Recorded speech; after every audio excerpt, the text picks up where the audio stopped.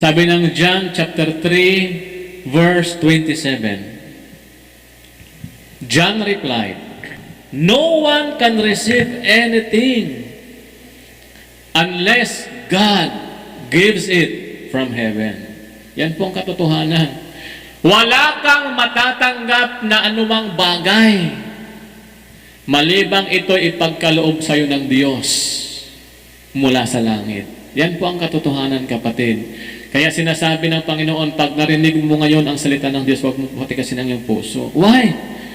Sapagkat wala kang matatanggap na anumang bagay malibang ito ipagkaloob sa iyo ng Panginoon. Bakit natin pinatigas yung puso natin? Ano ho? Sabi ko nga po, ang Diyos lagi siyang nagbibigay ng invitation. Ini-invite tayo lagi ng Panginoon. Madalas tayong hindi uma-attend sa invitation ng ating Panginoon.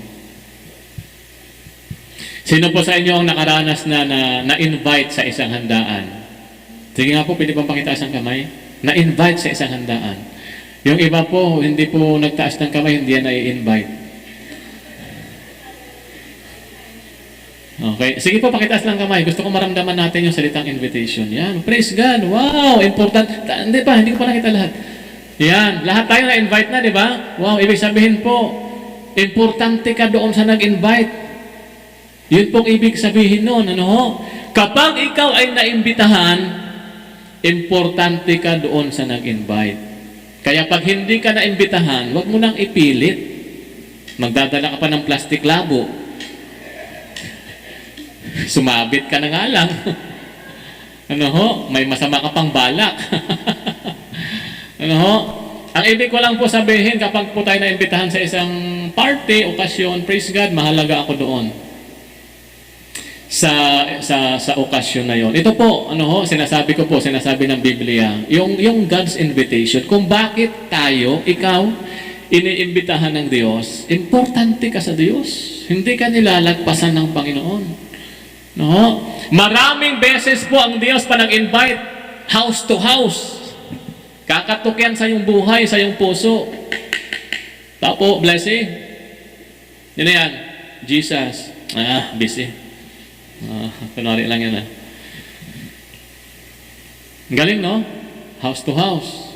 Ako pa, may nag-invite sa akin, pinupuntahan talaga ako sa bahay, naghatid ng invitation card. Pastor, kasal ko bukas. Wow, praise God. Amen po? Si Jesus, house to house yan, kakatok yan. Yung ating puso kasi, ano yan may pintuan ang ating puso. Kaya sinabi ng Revelation chapter 3 verse 20, hallelujah, ang ganda nito. Maraming beses na pong kumakatok ang Diyos sa ating puso. Maraming beses na po. Minsan sa problema mo, diyan kumatok si Lord. Elsa, po, pwede ba akong pumasok? May problema ako. Kaya nga ako kumatok. Ano? Sa problema mo, kapatid. Minsan sa yung blessing, kumakatok si Lord. Ano? Minsan sa yung pag-iisa, minsan sa yung pagkalito, naguluhan ka na, ano nangyari sa buhay ko.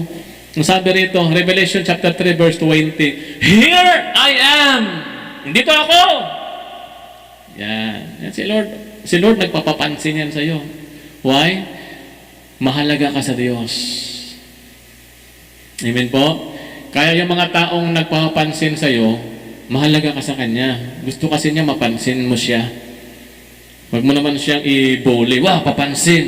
Hindi. Mahalaga ka lang talaga sa Kanya na mapansin mo talaga siya. Ginawa niya ng lahat, kaya siya naging KSP. No, yung kulang siya sa pansin. Kasi mahalaga ka sa Kanya, kaya siya nagpapansin. Kung hindi ka mahalaga, hindi rin siya magpapansin sa iyo. Here I am, sabi ni Lord. I stand at the door and knock. Yan. I stand at the door and knock. Right? No? Ganun po yung ugali ni Lord, no? Pag nag-invite. If anyone hears my voice and opens the door, ang sino mang makikinig ng aking salita at hindi lang makikinig, bubuksan ang pinto. Yan, di ba? Marami kasing nakinig ng salita ng Diyos, hindi pa rin binuksan ang puso sa Diyos. Tigas, frozen. No? Ang sino man makikinig sa akin at hindi lang makikinig, bubuksan ang kanyang puso, ang kanyang buhay. I will come in. Galing, no? Salamat sa Lord, no? And eat with Him, kakain akong kasama niya. Alam niyo po, pag sinabi ni Lord na eat with Him, magkakasala tayong kumain, nag-o-offer si Lord ng relasyon. Relationship ang usapan dyan, no? Pag nais ng Panginoong makasama tayo sa hapagkainan. Sino sa inyo ang umatin ng party tapos yung ka-table niya, hindi niya kaano-ano? Di ba, wala kayong pag-uusap na nangyari? Mas masarap ka-table sa hapagkainan, yung kaibigan mo. Ang dami yung pag-uusapan dyan, tawanan, halakhakan. Si Lord, nag-o-offer siya ng relasyon. Kaya kung gusto mo ma-develop yung relasyon ninyo, magkaibigan, sa pamilya, huwag yung kaligtaang lagi kayo nagkakasalo kumain. Okay? Napakahalaga niyan, yung magkasalong kumakain. Nakaka-develop yun ng relasyon. Okay po? Kaya yung mga manliligaw, yan ang ginagawa nila. Halika, kain tayo. Okay po? Nakaka-develop talaga ng relasyon nyo. Sa pamilya, ganun. Sabay kumain, sabay kayong manonood ng TV. Di po ba? O pumili kayo ng palabas na gusto ng bawat isa. Gusto mong palabas, UFC. Yung isa naman, BTS. Paano na yon? Okay? Maghanap kayo ng palabas na pareho yung gusto. Okay po, nakaka-develop ng relasyon. If anyone hears my voice and opens the door, I will come in and eat with him. And he with me. At makakasama ko siya. Hallelujah. Ang sinasabi lang po ng Panginoon, gusto ng Diyos, kapatid, mag-involve siya sa buhay mo. Mag-involve ang Panginoon sa buhay natin. At ikaw, mag-involve ka rin sa Diyos. Involve si Lord sa'yo, involve ka kay Lord. Wow! Relasyon. No? Ang nais ng Panginoon. Lagi po yan ang Lord sa atin kumakatok. Gusto niya po, may relasyon tayo sa Diyos. Ano ho? Ang problema po, ganito. Ang problema, hindi nakakapasok ang Panginoon sa puso natin. Yan. Hallelujah. Kaya walang relasyon sa Diyos. Hindi nakapasok. Walang Jesus sa puso natin. Hallelujah. Sa isip mayroon. Kilala ko si Jesus. Sa puso, kaya andun si Jesus. Ito po ang problema, hindi nakakapasok ang Panginoon sa puso natin. Walang relasyon, walang Jesus, lalo na walang pananabik sa salita ng Panginoon. Why? No? Unang-una po, pinapatigas natin ang ating puso. Ano pong ibig sabihin nun? Nagmamatigas tayo sa Diyos. Ang hirap po buksan ng pinto na nakalak. Amen po? Rarangkabin mo na lang yun para makapasok. Si Lord po hindi nang rarangkab, no? Gentle ang ating Panginoon. Ang demonyo, yan, ang rarangkab yan. Maski ayaw mo siyang papasukin, bubuksan niya talaga, sisirain niya ang buhay mo, gagawa siya ng butas para siya makapasok. Si Lord, doon niya dumadaan sa gate. Sabi ng Book of John, ano ho, yung kaaway, dumadaan niya sa bakod. Pansin mo na lang, may nagawa na ng kaaway sa buhay mo. Si Lord po, hanggat hindi mo binubuksan ang pinto, hindi siya papasok. Napaka-gentle po ng ating Panginoon. Yun pong isang bagay sa ugali ng Diyos natin, hindi siya namimilit. Gusto ng Panginoon, kusang loob. Kasi masaya ang Panginoon yung kusang loob na binuksan mo ang puso mo. Yun pong isang bagay, nagmamatigas tayo sa Diyos. Nagmamatigas, yung style mo ang gusto mong gawin, hindi ang style ng Diyos. Ayaw mong pakialaman ka ng Diyos. Na para bang maganda ang kahinatnan ng buhay mo pag walang Diyos. No? Takot na takot tayo. Sa Diyos kasi ang daming bawal. Wag na muna ako sa Diyos. Tapos, exempted ka ba doon sa pagkasira ng buhay? Dahil ayaw mo sa Diyos? Parang may sakit ka. Nung may sakit ka, ayaw mong pa-check up. Kasi natakot ka na malaman ang sakit mo. Hindi na lang magpa-check up. Para bang, pag hindi ka nagpa-check up, exempted ka na doon sa sakit na meron ka. Nakuha niyo po? Para bang mawawala yung sakit kasi hindi mo alam. Andoon yun. Hindi mo nga lang alam. Mas magandang nalaman mo para na-treat mo ng maayos, nagamot ng maayos. Huwag tayong matakot. Buksan natin ang Panginoon. Huwag natin papagmatigasin ang ating puso. Lagi sinasabi ng Panginoon. Pangalawang bagay po, bakit si Lord hindi nakakapasok? Wala nang space ang Panginoon sa puso mo. Yun ang malungkot. Punong-puno na ang iyong puso ng mga bagay, minsan na walang kinalaman sa Diyos. Maraming laman sa loob at wala si Jesus doon sa iyong puso. Yun po yung malungkot. Ano ho? Lord, wala ka ng space. Busy na ako, Panginoon. Wala na akong time para sa iyo. 24 oras lang, Panginoon, ang aking isang araw. Ang iba, ipapahinga ko na lang. Punong-puno na ang ating buhay. Wala nang space. Kaya hindi nakakapasok si Lord. Walang space sa puso natin. Full pack. No? May mga reserve seat na sa puso natin. Okay po? Nakapuno na yan. Busy sa mga responsibilities. Kuminsan po, busy sa mga maraming pinagdadaanan sa buhay. Yan yung pumuno. Ito po yung tanong ko sa inyo. Ano yung pumuno sa puso mo? Minsan po mga hinanakit yan. Malungkot na sana kung may hinanakit, dapat mo sanang binuksan ang puso, pinapasok mo si Jesus. Siya kasi yung healer. Siya yung magpapagaling sa iyong sakit. No? Siya yung mag-aayos ng magulong buhay. Magulong buhay. Yun din yung laman ng ating puso. Minsan, sama ng loob. Lord, wala ka ng time, Panginoon. Ayusin ko muna yung buhay ko. Ang dami kong ayusin, Panginoon. May sama ang loob ko sa ganito. Punong-puno po. Ito yung lagi kong tanong sa inyo ngayon. Ano po ang pumuno sa ating puso ngayon? Ang Diyos po ay kumakatok sa ating puso. If anyone hears my voice and opens the door, I will come in. Papasok ako. Papasok ako. Wow! Ang sarap ng pakiramdam kapag pumasok si Lord sa buhay mo. Ma-check na yung buhay mo kung anong dapat ayusin. Kung gusto mong maiayos ang buhay mo, papasukin mo si Jesus sa puso mo, sa buhay mo. Hindi mo yan kayang trabahuin ang buhay natin. Kung po maraming beses na tayong nagsikap, nagtangka na ayusin ang buhay natin nang walang Diyos, walang Jesus. Yung Diyos, meron din sa isip lang rin. Pero yung pinapasok talaga siya, ibang usapan yon. Yung pinapasok. Hindi po tayo dapat nagtapos na lang, o kilala ko naman si Lord, hindi ako nakakalimot sa Kanya. Paano ka ngayon makakadalo o magre-response o a-attend sa invitation ng Panginoon? Ito pong ating aralin ngayon. Napakahalaga nito. Sino pong nais dumalo sa invitation ng Panginoon? Pwede pa kitaas ang kamay. Hallelujah. Yes. Yan yung mga tao. Yes, Lord, pasok. Pasok, Lord. Tandaan nyo yung sinabi ko kanina, kaya siya hindi nakapasok, nagmatigas ka lang.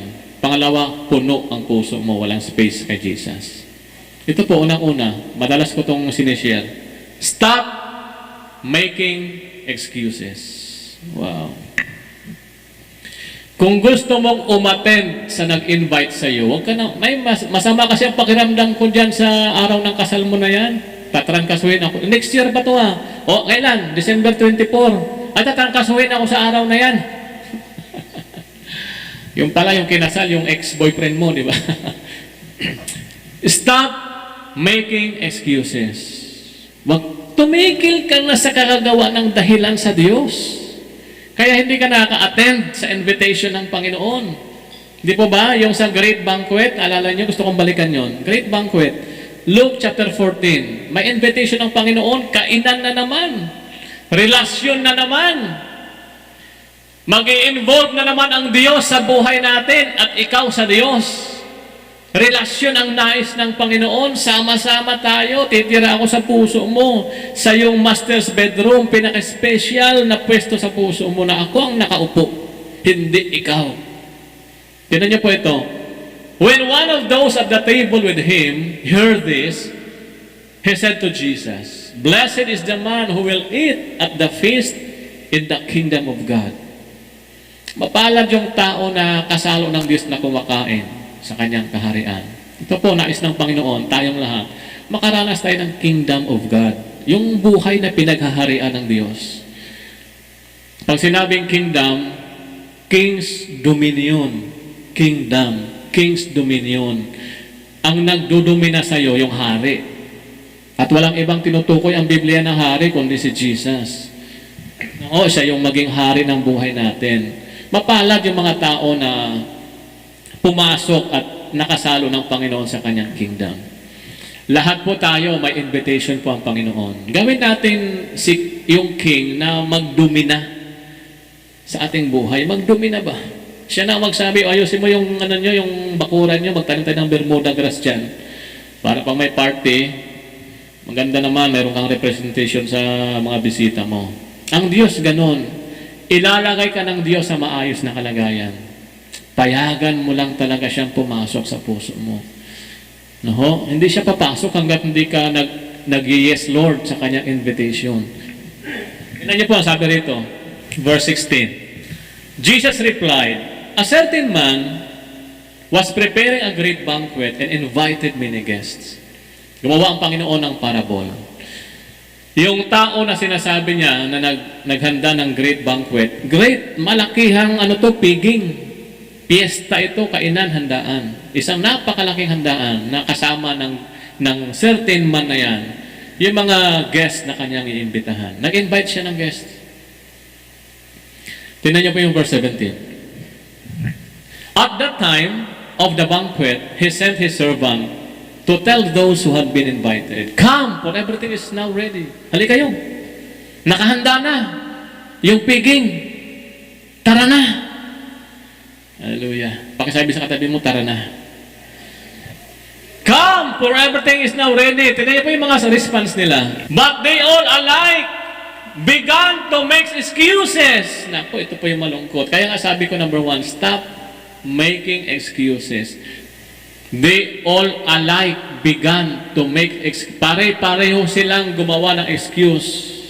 Masamang tao ba yung mga tao? Hindi po sila masamang tao. Alam niyo po yun ang dahilan natin. Hindi naman ako masamang tao. Siguro naman, approve na ako sa Diyos. Nag-asikaso lang naman ako ng mga bagay-bagay. Hindi naman ako dyan nag-drugs, nagwala dyan, naglasing. Hindi ako nagnakaw, hindi ako pumatay. Tingnan niyo po ito. Maraming gumawa ng excuses. The first said, "I have just bought a field and I must go and see it. Please, excuse me." Yan, ang galing, no? Yan yung mga excusiologist. Wala yan sa dictionary, ano? Excusiologist. Yung mahilig gumawa ng excuse. Excuse me muna, bakit? Nakabili ako ng bukid. Actually, pupuntahan ko ngayon para tingnan. Saan dito magandang lagyan ng resort? Saan maganda to para pa may handaan? Pwedeng open sa public anytime. Huwag muna ako, excuse mo na. Masama ba yung ginawa ng tao? Bumili ng bukid at pupuntahan niya. Hindi yun masama. Kaya lang, tinanggihan niya ang imbitasyon ng Diyos. Kapatid, uulitin ko ulit, stop making excuses. At sasabihin natin, masama bang ginagawa ko? Nag-asikaso lang naman ako ng aking tinatangkilik. Excuse mo na ako dyan. Yan, sariling style. Hindi yan style ng Diyos. Tinan niyo po natin yung kaso ng iba, no? Another said, "I have just bought 5 yoke of oxen, and I'm on my way to try them out. Please, excuse me." Yan na po si excusiologist. Nakabili ako ng 5 baka. Pupuntahan ko muna para subukin. Yung 5 baka na yun, malusog ba ito? Pwede ba itong gatasan? Or pwede, ano bang ang pwedeng pagkakitaan dito? Amen po? Masama ba yung ginawa niya? Livelihood yun kabuhayan yun Hindi po masama. Diyan tayo may isahan ng kaaway. Yung kaaway hindi mag-offer sa'yo ng masama. Bisyo, barkada, masamang gawain. Hindi. Ang i-offer sa'yo ng kaaway, responsibilities. Iisa lang yung kanyang goal para ilihis ka sa imbitasyon ng Diyos. Amen?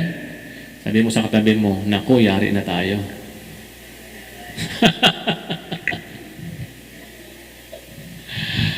Lahat po tayo niyan, wala pong exempted. Lahat tayo, sa pool tayo niyan. Hindi ko kayo pinapadaplisan ako. Hindi, pinapatamaan talaga kita. Mas maganda na yung tamaan tayo pare-pareho para masakit yan, totoo yan. Ano? Huwag ka lang mapahalata na tinamaan ka. Amen? Simple ka lang, lunok-lunok ka lang ng laway. Masama bang mag-asikaso ng livelihood? Kabuhayan? Hindi. Huwag mo naman itapat sa araw ng pananambahan. Yun ang problema eh. Hindi naman pinagkakait ni Lord. Gusto nga ni Lord, umasenso tayo eh. Gusto nga ni Lord, nakakapili tayo ng bukid ng maraming ari-arian. Huwag mo lang siyang ipangtapat sa Diyos. God is a jealous God. Mapanagbuguin ang Diyos. Tingnan niyo po, ang bagay na pinapangtapat mo sa Diyos, itutumbayan ng Diyos. Maniwala ka po, no? Tutumbayan. Yung bagay na dinadahilan mo, kapalit ng oras mo sa Diyos, one day, bagsak yung inaasikaso mo. Mapagnibuhugin ng Diyos eh, no? Pwede bang ipangalawa lang natin siya? Pwede bang, sige, pupunta ko sa invitation, nakabila ko bukid, mamaya na yon. Amen? Sige Lord, kain tayo. Involved ka na sa akin Lord ha. Ako rin, Lord, may nabili ba akong bukid? Talaga? Sama ka Lord. Ganda, di ba? Saan? Ito. Alam mo, ang gawin mo dyan, ito, sasamahan kita, tutulungan kita. Ipopromote ka ng Diyos eh. Sa mga bagay na mayroon ka, sasamahan ka ng Panginoon. Hindi yan kalaban ng Diyos. Nagiging kalaban lang yan ng Diyos pag ipinangtapat mo siya sa Diyos. Pero pag nagawa natin yung sinabi ng Panginoon, seek first His kingdom and His righteousness, in all of these things, bukid, oxen, shall be added unto you. Idadagdag yan ng Diyos sa iyo. Hindi ang Panginoon madamot. Gusto niya nga eh. Pwede bang i-prioritize lang natin si Lord? Amen po? Yan ang dahilan kaya si Lord hindi nakaka-attracta, nakaka-entrada sa buhay natin. Hindi nakakapasok. Lagi tayong, please, excuse me. Amen? Masama ka ba? Hindi ka masamang tao. Hindi mo lang priority si Lord. Amen po. O, tingnan natin next verse. Still another said, I just got married, so I cannot come. O, inibitahan ka ng Panginoon. Tara, makipag-involve tayo sa Lord. O, tingnan mo na, bagong kasal kasi ako. Hindi mo na ako makapunta. Di ba? Bagong kasal, mahal ang asawa, magpapamilya. Masama ba namang asikasuhin ang asawa at ang pamilya? Hindi po yun masama. Pero hindi siya pumunta dahil doon. Gusto ba ni Lord na maayos ang pamilya? Yes. Gusto ni Lord maayos ang pamilya. Pero kung ang pamilya mo may dahilan at nawalan ka ng panahon sa Diyos, babanggain ng Diyos yan. Maniwala ka po. No? Verse 21, tingnan natin. The servant came back and reported to his master. Then the owner of the house became angry. Nagalit, no? Nagalit ba si Lord pag hindi siya inuna? Yes! Yan po yung sabi ng banal na kasulatan. Nagalit ba si Lord mag-asikaso ng iyong pamilya? Mag-asikaso ng iyong livelihood, kabuhayan? Mag-asikaso ng iyong tinatangkilik? Hindi siya nagagalit. Pero pag ipinangtapat mo siya sa imbitasyon ng Diyos, magagalit ang Panginoon. Became angry and ordered his servant, go out quickly to the streets and alleys of the town, and bring in the poor, the crippled, the blind, the lame. Yan na po yung sinasabi natin. Yan, sila dapat ang kailangan ng Diyos. Mga crippled yan, mga singkaw yan, pangit ang itsura sa Diyos, adik, mamatay tao, tambay, ayan, mga poor, no, yung wala nang inasahan, kundi diyan na lang sa Bible, mga walang magawa sa buhay. Yan ang sinasabi ni Lord. Puntahan mo na lang sila. Okay? Next verse. Sir, the servant said, what you ordered has been done, but there's still room. Panginoon, na-invite ko na lahat, pati yung mga adik. No? Yung mga pasaway sa barangay. Nagsimba-simba na sila, Panginoon. Nag-worship na lahat. Kasama na silang lahat. Kulang pa rin, Panginoon. Yan, tinan po natin. Then the master told his servant, go out to the roads and country lanes and make them come in, so that my house will be full. Puntahan mo na lang doon, maski hindi mo kakilala. Kahit sino na lang yung magre-respond sa invitation. Nakita niyo po? Nais talaga ng Panginoon, kung ayaw mo, maghahanap siya ng iba. Huwag mo sabihin, si Lord, hindi mo na magbibigyan ng oras sa Kanya. Maghahanap si Lord ng iba, kapatid. Sabi ko sa iyo, malalagpasan mo yung blessing na dapat para sa iyo. Kaya ito po yung laging ina-advise ng Panginoon. Today, if you hear His voice, harden not your heart. Tignan niyo po yung next verse. I tell you, not one of those men who were invited will get a taste of my banquet. Sinasabi ko sa inyo, yung mga unang naimbitahan, na inaasahan ko sana kasi mabait, responsable, masipag maghanap buhay. Ito yung inaasahan ni Lord na madaling mag-respond sa Kanya eh. Mapagmahal na asawa, mahusay sa pamilya, masipag sa negosyo. Ito yung hindi mga pasaway sa gobyerno, sa community. Ito sana eh. Kaya lang yun ang naging dahilan nila. Sinasabi ko sa inyo, not one of those men who were invited will get taste of my banquet. Hindi nila matitikman yung aking inihanda na para sa kanila. Nakita niyo po? Number 1, stop making excuses. Alam niyo po yung reason bakit tayo gumagawa ng excuse? Ito po. Because that thing is not important to you. Si Lord, hindi yan mahalaga sa iyo. Yan po ang totoo, kaya gumagawa ng dahilan. Ayaw mo tanggapin yan, pero yan po yung nangyayari. Kaya ka gawa ng dahilan pagpatungkol na sa Diyos sa usapan. No? Because that thing is not important to you. Masakit yan tanggapin. Naku, hindi pa mahalaga sa akin ng Diyos? Hindi naman siguro. Kapatid, kapag gumawa ka na ng dahilan at ang mahalaga sa iyo yung mga bagay na inaasikaso mo, yung importante sa iyo, yung laman ng puso mo. Tinan po natin yung Matthew chapter 6 verse 21. For where your treasure is, there your heart will be also. Kung nasaan ang iyong puso, naroon din ang iyong kayamanan. Huwag mo sabihin mahalaga sa iyo ang Diyos. Itchapwera nga ang Diyos eh. Wala siyang eksena sa buhay mo. Minsan extra. Minsan also starring. Pero never siyang naging bida man lang sa iyo o naging main character ng buhay mo. Why?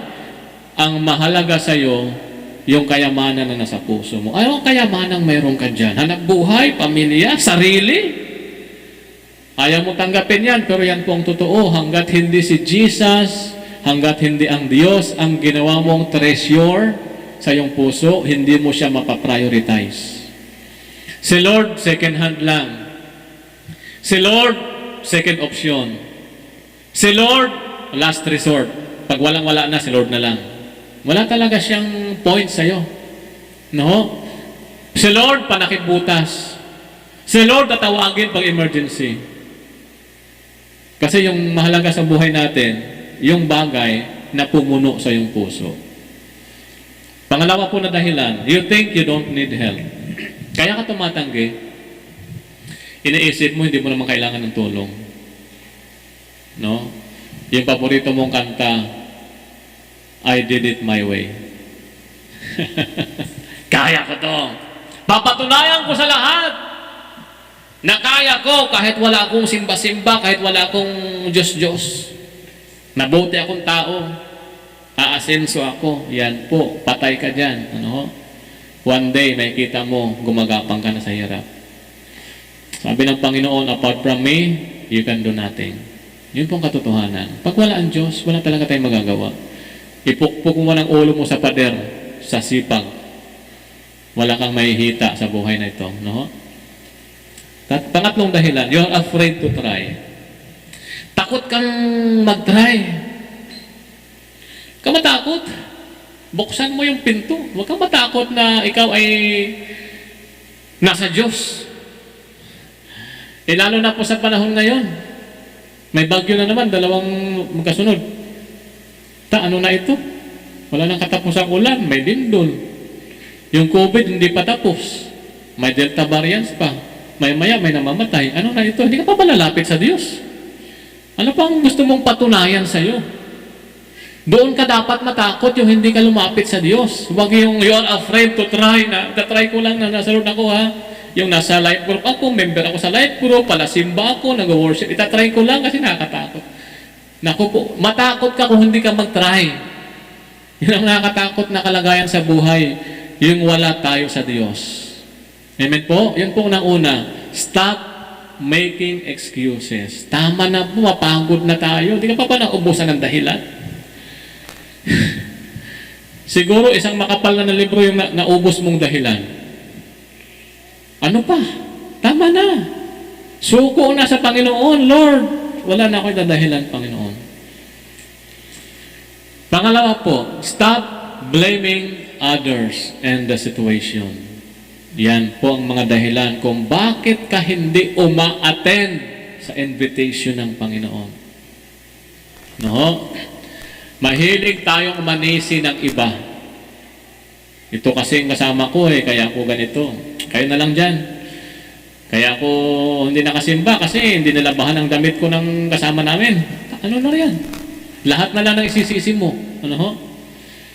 Stop blaming others and the situation. Kasi COVID na yun Kailan mo naman ang hirap ng buhay ngayon. Crisis, kailangan ko maghanap buhay. Saka na muna yung simba-simba na yan. Saka muna yung praise the Lord, praise the Lord. Kasi, pag nagkasi ka na, kasunod yan dahilan. Magkapatid yan ng excuses, yung blaming others, tsaka situation. Ano ho? Magkambal nga yan Yung mahilig kang manisi at yung paninisi mo, yun ang ginawa mong dahilan. Stop na. Okay? Si Adan tsaka si Eva doon sa Genesis chapter 3, no? Kita natin doon. Verse 11 hanggang verse 13. Tingnan niyo po. Sabi ng Panginoon, kasi pinagbawal talaga ng Panginoon kumain ng bunga na nagbibigay ng kaalaman. Yun talaga instruct. Kainin mo na lahat. Huwag lang ito. Kung bakit naman yung pinagbawal pa ng Diyos, yun talagang gusto-gusto nating gawin. Ang dami naman pwedeng gawin. Amen? Pag sinabi halimbawa ng karatula, tapos may butas, bawal sumilip dito.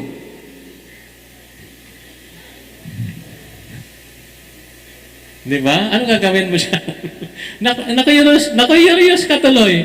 Ano kayang mayroon sa... Ang hirap-hirap ba talaga ang sumunod? Yun lang naman ang pinagbawal. Lahat may enjoy mo na sa buong resort. Yun lang talaga. At doon ka na nag-focus, no? Ay, ito po, kinain po ni Eva. Tapos sabi niya kay Sweetheart, grabe ka sabor. Tikman mo.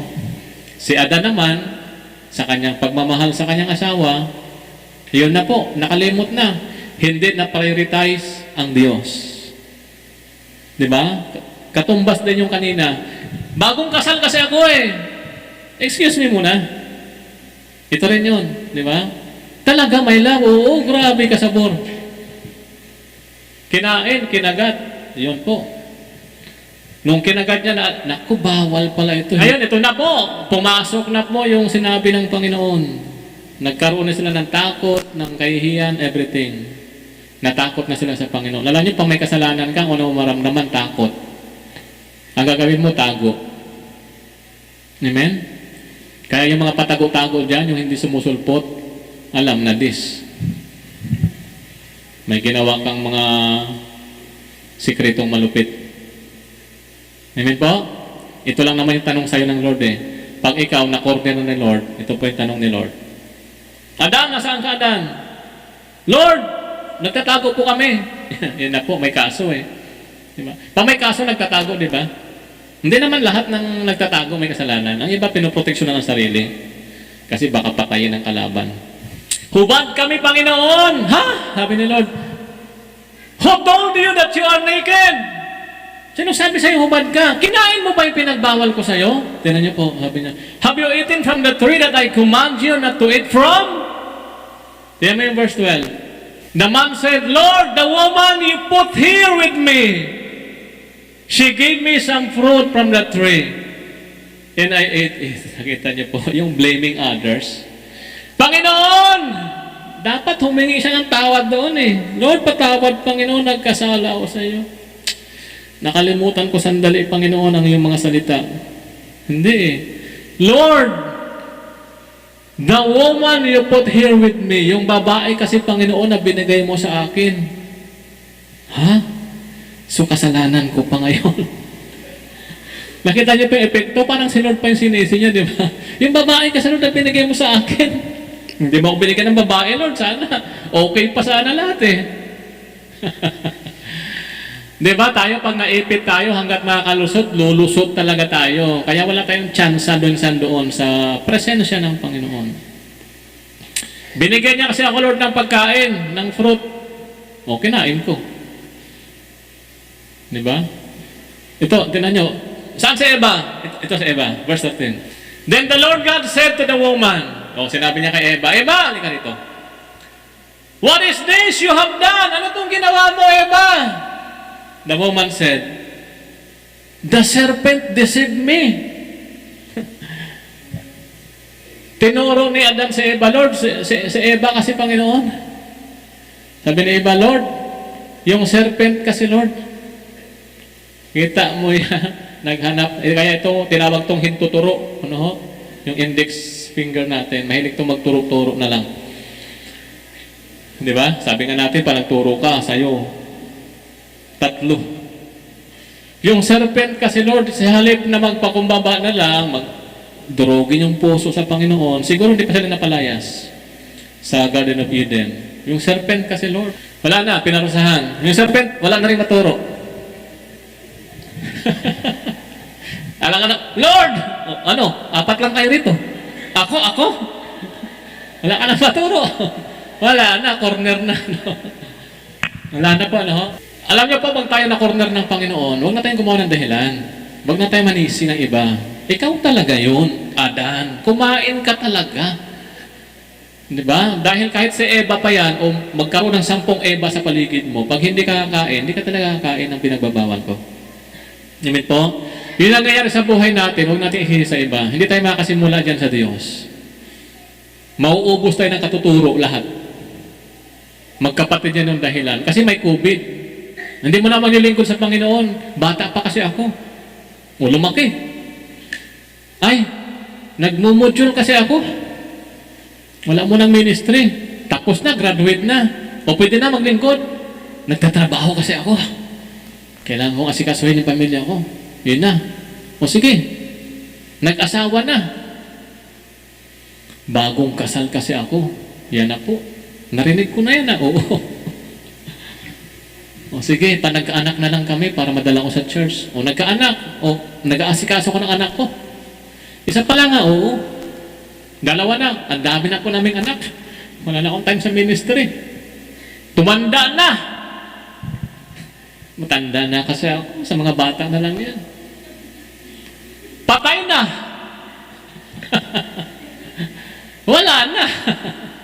Nakita niyo po, naubos yung oras natin sa kagawa ng excuse at paninisi sa mga pangyayari, sitwasyon. Yung sitwasyon natin, minsan, ibiniblame din natin yung ating sarili. Okay po? 2. Ito po, 3. Magtatapos tayo. Devote yourself to God. Devote yourself to God, kapatid. Maging maging deboto ka sa Diyos. Yun ang susi doon eh. Alam nyo, kahit pag ikaw, dinibot mo sarili mo sa Lord, gagawa ka ng paraan talaga para mabuksan mo ang buhay mo sa Diyos. Lord, pasok ka, Lord. Marami akong pinagdadaanan, Lord. Pasok ka, itatapon ko tong mga unnecessary baggage na laman ng aking puso. Hinanakit, galit, visit, tabihan lahat. Maski ano pa yung ating dahilan po, career, you are not your career. You are a child of God na nangailangan ng relasyon sa Diyos at panahon sa Diyos. Failure kasi ako, you are not your failure. Kung mo sabihin, ito na kasi ako eh. Hindi ikaw yan. Na-fail ka, somehow, once upon a time, sometimes, na-fail ka, pero hindi ka failure na tao. Anak ka ng Diyos. At nais ng Panginoon, mag-involve ka sa Kanya at mag-involve ang Diyos sa iyo. Devote yourself to God. Pag sinabing devote, ang ibig sabihin yan, Strong love. Sino po sa inyo nakaranas ma-in love? Taas ang kamay. Para maintindihan nyo ibig sabihin ng devote. Alang, iba hindi na in love. Napilitan ng ibang mag-asawa. Yari kayo. Devote, no? Strong love. Devote. Strong love. Yung, wow, ano mangyari man, kahit ano mangyayari. Kahit magkalayo pa tayo, gagawa ko ng paraan, tatawagan kita kasi devoted ako sa iyo. Ang dami na niligaw sa akin. Hindi ko sila sagutin. Kasi devoted ako sa iyo eh. Amen? Yung strong love. Ang meaning ng devotion o devote, strong love, tsaka loyalty. Loyalty for something or loyalty for someone. Honest ka talaga. Loyal ka talaga. Pag nilapitan ka ng mga bagay na para bang, uy, iba to ah. Hindi mo dapat ipinagpapalit ang Diyos. Devote yourself to God. No, yung strong love, sabi ko nga po, kapag umulan na ng apoy, siguro maintindihan na ni Lord bakit di ka makasimba. O kaya nabiyak yung lupa. Pero kung paulan-ulan lang tubig, sugod. Yan yung devote. Devoted talaga sa Lord yan, kahit anong mangyari. Amen po? Tignan po yung, alam niyo yung buhay ng devoted sa Lord, nakakaranas siya ng mga himala. Sunod na himala. Kung bakit walang himala sa buhay natin, why? Hindi ka devoted sa Panginoon. Yung sarili mong style ang ginagawa mo. Yung Christian life mo, sariling style. Hindi mo lang magsisimba ngayon. Next week na lang. Bakit? Wala, style ko lang yun. Bakit? Hindi na ba ako Christian? Christian ka pa rin. May himala ba? Ah, may himala pala. Mayroon. Kung hindi ka lang gumagawa ng sarili mong style. Mandin niyo po doon sa bahay niyo, gumagawa ang mga anak mo ng sariling style. Ano ba? Maliit na bata. Ang layunin mo sa kanya ay lumago siya, lumusog, gumanda ang buhay, no? Magkaroon ng edukasyon, makapag-aral. Liit na bata. Ngayon ang bata, pag kumain ka dyan, busin mo yan nasa plato. Hindi, ang bata, style niya. Kukunti lang kain niya. Ayaw ko na ma! Buta, maglalaro ako. Bakit? Style ko to. Wala na siyang ganang kumain, hindi ako makain, puro na lang laro kasi ang dahilan, ang saya kasing maglaro. Di ba? Yung mga bagay na nagpapasaya sa atin, yan ang umaagaw sa ating oras doon sa mga bagay na importante at makabubuti sa atin. Dahil ginagawa natin yon, sarili mong style yon. Okay? Hindi mo na ako mag-pray. Saka na ako mag-pray, may problema na. Yan yung Christian life. Hindi, style ko lang to. Hindi pwede yung style mo. O kain ka dyan. Walang maglalaro, matulog. Para lumago, gumanda ang katawan. Wala mag-email, mag-module. Hindi, email ako. Style mo yon. Ito ang style ko, mag-module ka. Amen po? Paano kung hinayaan natin yung mga bata sa style nila? Sira ang buhay nila. Kahit sa trabaho ninyo, paano kung hinayaan kayo ng boss nyo yung sarili nyong style ang gawin nyo? Papasok ka lang sa oras na gusto mong pasok. Pasok nyo alas 8, pasok mo alas 10. Bakit? Style ko to, boss. O yung report, nasaan na? Deadline bukas. Boss, next week na ako magsasapit ng report. Ha? Bakit? Style ko yun, boss eh. Maya-maya lang wala ka ng trabaho. Gutong pamilya. Amen po? Sa church, sa Christian life, ano kaya kung pinabayaan tayo ng church sa sarili niyong style? Wala na. Wasak yung ating Christian life. Amen po? Tingnan natin yung Acts chapter 2. Dito tayo magtatapos. Acts chapter 2, verse 42. Ito po yung lifestyle na gayahin natin. Nahanda na ba kayo? Amen. They devoted themselves to apostles' teaching. Ang galing, no? And to fellowship, to the breaking of the bread. Gusto kong kunin yung word na devoted. Nag-devote noong araw po yung mga Kristiyanong nauna sa atin noong araw na na-record sa Bible. Ito ang ginagawa nila. Alam nyo, Ordinaryo na sa kanila yung mga signs and wonders. Yung mga himala, yung mga pagpapala, pagkatapos ng pagpapala uli, yung blessings upon blessing, ordinaryo sa kanila yun.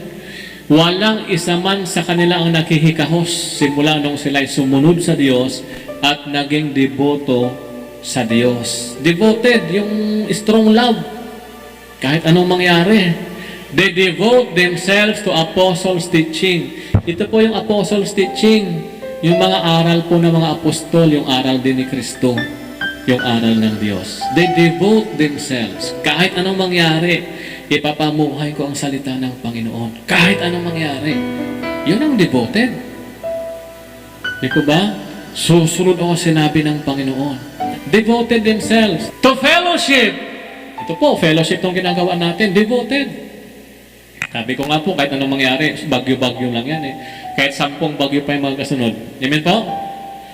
Gagawa talaga tayo ng paraan. Walang pamasahe, lakad. Bago maglinggo, gawa na ng paraan para magkapamasahe. Yan yung mga devoted.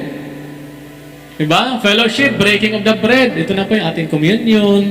Yung ating communion sa bawat isa. Fellowship, prayer. Yan po yung lifestyle na nais ng Panginoon sa ating Christian life. Hindi na po yung ating sariling style. Kaya wala tayong pagpapala. Sayang kasi na naging Kristiyano ka, believers. Recipient ka sana ng blessing ng Panginoon, yung hapag kainan. Eat all you can. Bira mo, eat all you can. All of these things shall be added unto you. Why? Pinaunlakan mo invitation ko eh. Inuna mo ako eh. Yun lang po yung mangyayari doon. Bakit ka nagpa-unlock? Devoted ka kasi sa Diyos. Hindi ka gumawa ng dahilan, hindi ka nanisi ng iba. Devoted ako sa Diyos. Pag sa Diyos, yes Lord agad yan. Wala nang ibang negosasyon. Wala nang ibang seremonya. Pag sa Diyos, go! Ganun ka agad yun. Everyone was filled with awe.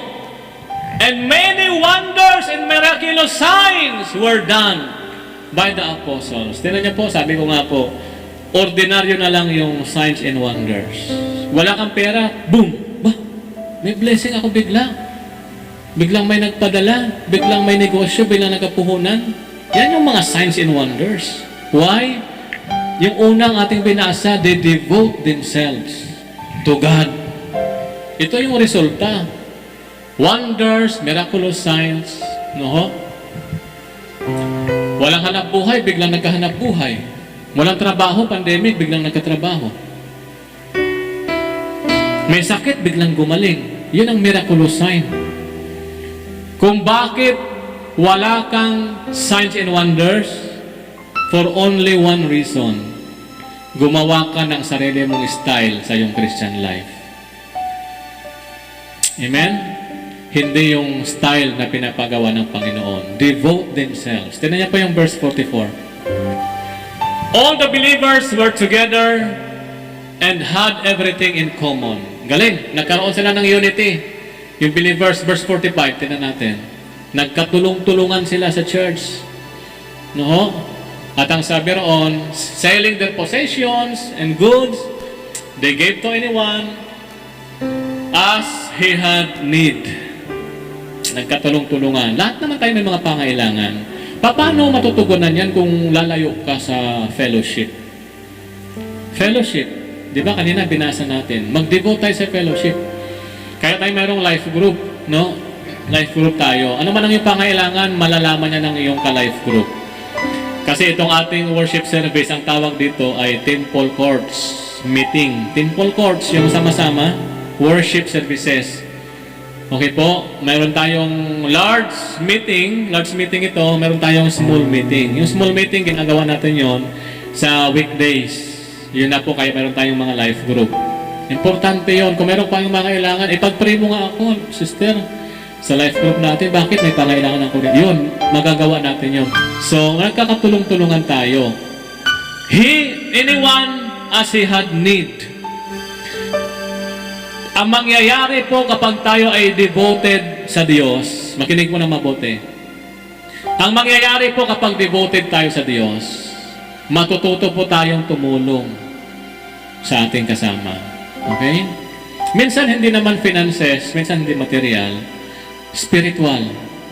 Ang kailangan ng iyong kasama, makapagsimula siya sa Diyos. Helping someone to start up his new life or her new life in Christ. Tulungan natin.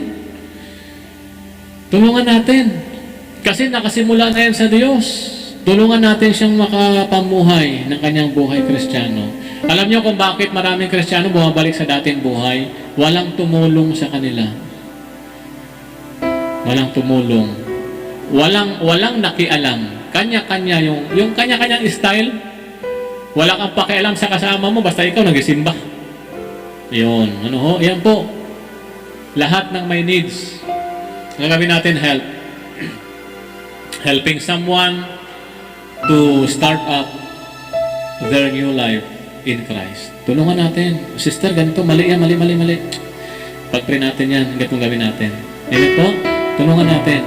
Ang iba naman, magulo ang buhay. Helping someone to put their life in order. Magulo na eh. Hindi alam paano magsimula sa buhay Kristiyano. Tulungan natin. Yun po yung purpose natin kung bakit tayo mayroong small group.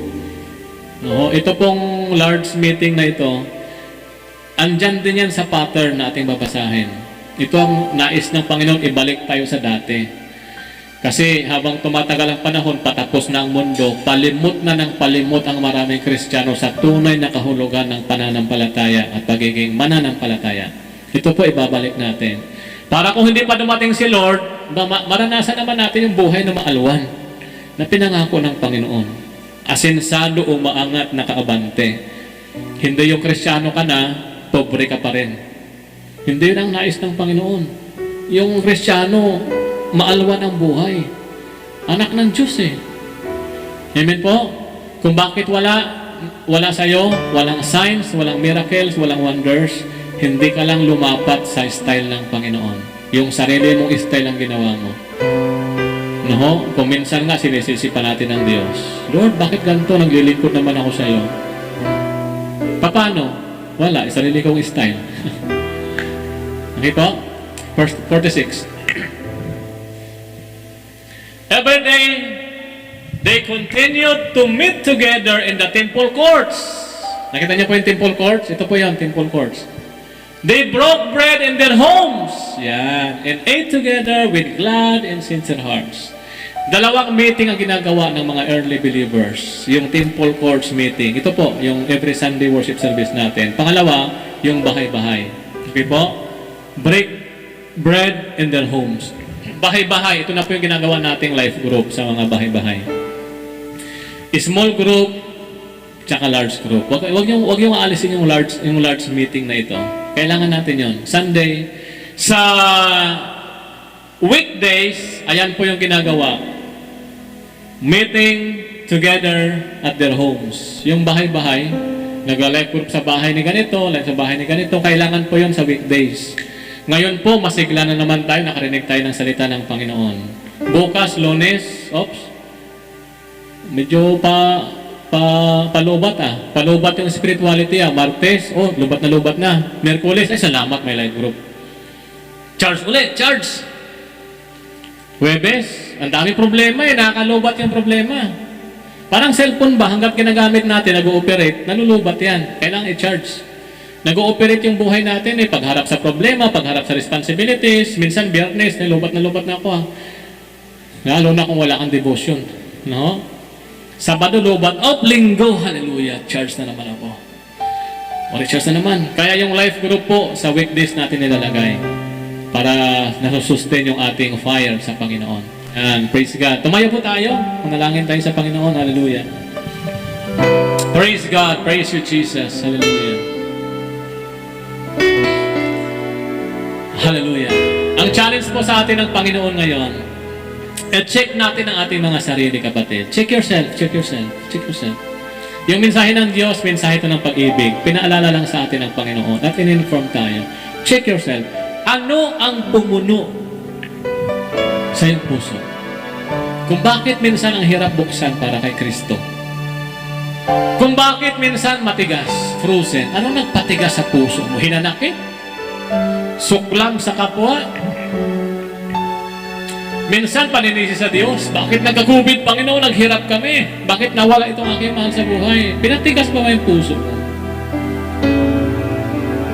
No? Hallelujah. Ano nagpapuno sa puso natin? Responsibilities. Wala na tayong time sa Panginoon. Hinanakit, kasalanan. Ang challenge po sa atin ng Panginoon ngayon, kapatid, i-unload muna natin lahat. Please, unload lahat. Lord, kasalanan ko, Panginoon, ibigay natin sa paanan ni Kristo ngayon. Aking pagkukulang, o Diyos, ang tagal ko nakalimot. Please, buksan natin. Gusto ni Kristo pumasok. Sabi niya sa Revelation 3:20 na binasa kanina, ako'y nakatayo sa pintuan ng iyong puso, kumakatok. Ang sino mang makikinig ng aking salita at bubuksan ang pinto, papasok ako. At makakasalo ko siyang kakain. Siya at ako. Wow. I-unload muna natin. Kung bakit hindi makapasok si Lord, punong-puno yung puso natin. Punong-puno ng maraming galit, paninisi, punong-puno ng maraming dahilan, minsan punong-puno ng maraming responsibilities. Lord, hindi ko na kaya, Panginoon. Asikasuhin ang lahat ng oras ko, Panginoon. Ginawa ko na ang lahat, O Diyos. Ayaw rin naman nating mawala ng oras para sa Diyos. Kaya lang yun po yung nangyayari, na puno na talaga yung puso natin. Ayaw naman nating tanggihan sana si Lord. Kaya lang wala na siyang space sa puso natin. This time po, i-unload natin lahat. Unload, Lord. Sa'yo ko, Panginoon, hahandog, O Diyos, ibinibigay, isinusuko, i-unload natin lahat, kapatid. Kung sa tingin natin yung puso natin, parang, Lord, nadumihan na yung puso ko, Panginoon. Pwede pa ba itong pamahayan mo, Lord? Ipabasag mo sa Diyos yung puso mo para bigyan ka ni Lord ng bagong puso. Hallelujah. Thank you, Jesus. Isang bagong puso na handang panahanan ng Diyos. Handang tanggapin ang Panginoon. Sa atin pong paglapit sa Diyos, mga kapatid, i-empty muna natin yung ating puso sa oras na ito. Alam ko po, pagod na yung ating mga puso. Hindi alam kung paano ang gagawin, paano makapagsisimula. Magsimula po tayo. Empty your hearts. Unload everything. Ibigay mo sa Diyos sa oras na ito ang lahat na yung alalahanin. Maging ang iyong takot. Ang lahat ng iyong worries, ibigay mo sa Diyos. Ang lahat ng iyong kasalanan, ihingi mo ng tawad sa Diyos. I-unload natin yung ating puso.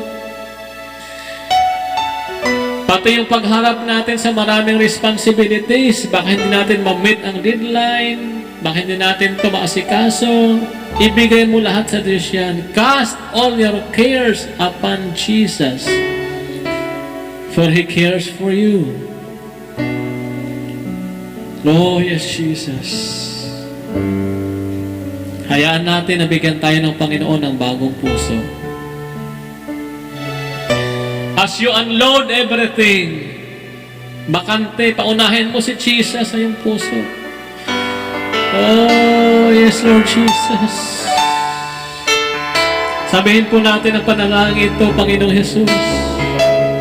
Binubuksan ko ang aking puso. Itinatakwil ko ang lahat ng kasalanan. Itinatakwil ko ang lahat ng kamunduhan. Ibinibigay ko sa iyo ang lahat ng alalahanin sa mga responsibilidad. Isinusuko ko sa iyo maging ang mga takot sa pagharap sa maraming bagay. Magtitiwala ako sa iyo, Panginoong Jesus. Pumasok ka sa aking puso. Kinikilala kita bilang aking Panginoon at sariling tagapagligtas. Mag-involve ka sa aking buhay, Panginoon. Mag-i-involve din ako sa iyo, O Diyos. Pumupo ka sa trono ng aking puso. Panahanan mo ang aking buhay. Simula sa oras na ito, at magpakailanman. Ako na lang po manalangin. Dakilang Diyos, salamat po sa iyong banal na gawain ito, O Diyos. Salamat sa iyong mga anak na ito, Panginoon. Dumako, O Diyos, sa lugar na ito, sapagkat may uhaw sa iyo, Panginoon. May pananabik sa iyo, O Diyos. Inuna ka, Panginoon, sa maraming bagay. Lord God, I pray, mas lumalim pa, Panginoon, ang aming devotion sa iyo, O Diyos. Maging devoted kami sa iyo, Panginoon, genuinely, Lord. Hallelujah. And I pray, Lord, this time, as a bonus of blessing, Panginoon, iparanas mo po sa bawat isa, O Diyos, ang signs, wonders, and miracles. Ang lahat, O Diyos, ng may mga pangailangan, Lord, sa finances. Lord, gumawa ka ng himala, O Diyos. Noong araw, Panginoon, ordinaryo, Lord God, sa mga believers ang himala. Nais namin yung ibalik ngayon, O Diyos, at ibabalik namin ang lifestyle na nais mo. We are devoting ourselves unto you, Lord God. Lord, make signs, wonders, miracles sa buhay ng bawat isa. Walang isa man, O Diyos, ang maghihikahos sa pananalapi. In Jesus' name. Walang isa man ang maghihirap, Panginoon. Katagpuin mo, Diyos, ang lahat ng pangailangan ng iyong mga anak. In the mighty name of Jesus, in the mighty name of Jesus, hallelujah, ang Diyos ng himala. Sino man sa amin, Panginoon, ang nangailangan ng Diyos ng kagalingan sa anumang sakit karamdaman, sa pangalan ni Jesus, ibinababad namin, O Diyos, sa panalangin ang aming mga mahal sa buhay, maging ang aming mga sarili, Panginoon, anumang sakit karamdaman na mayroon kami. Walang bagay, O Diyos, na mahirap sa iyo. Tinanggap ka namin, O Diyos, sa oras na ito bilang aming Panginoon tagapagligtas. Involve ka na sa aming buhay, Panginoon. I-check mo, Lord God, ang area ng buhay namin. Kung may mga sakit karamdaman, O Diyos, ikaw magpapagaling. You are our Jehovah Rapha, Lord God. Our healer, hallelujah. Let your healing flow in the name of Jesus. Mga sirang relasyon, Panginoon, na napansin mo, Diyos, sa aming buhay. I-repair mo, Panginoon. I-renovate mo, Lord. Relasyon sa mahal sa buhay, sa anak, relasyon sa magulang, relasyon sa kapatid, sa kamag-anak, relasyon sa boss, relasyon sa kamagagawa, katrabaho, sa aming kapwa, kabarangay, O Diyos. Ikaw ang mag-repair, Panginoon, na magkaroon, O Diyos, ng reconciliation. Makita si Kristo sa aming puso, Panginoon. Oh, hallelujah, hallelujah. Thank you, Jesus. Ang sino man sa amin, O Diyos, ang nangailangan ng mabungang paglilingkod, mabungang pamumuhay, gawin mong fruitful, O Diyos, ang bawat isa. Mag-i-engage kayo, Panginoon, sa iyong mission, at magpapaayos kami ng aming buhay sa iyo, O Diyos. Magpapatuloy kami sa iyo, Panginoon. Yayakapin ka namin, O Diyos. Walang bagay, Panginoon, sa mundong ito magpapahiwalay sa amin at sa iyo. Lalong-lalo na, Panginoon, sa takbo ng magulong buhay, O Diyos, sa mundong ito ngayon. Higit ka namin kailangan. Higit namin kailangan kumapit at lumapit, sumandal at mamuhay sa iyo, O Diyos. Salamat, O Lord God. I-bless niyo po ang bawat isa. Sino man sa amin, Panginoon, ang pumunta sa lugar na ito na mayroong prayer request sa kanilang puso. I pray, Lord God, for an open heaven. I-grant niyo, O Diyos, and bigyan mo ng favor. Answer, Lord God, sa lahat ng mga dalangin ng aming puso. Salamat, O Diyos. Maingat po namin binabalik sa iyo lahat ng papuri, kadakilaan at pasalamat sa pangalan lamang ng aming Panginoon Jesus na tagapagligtas. Amen and amen. Praise God. God bless you po.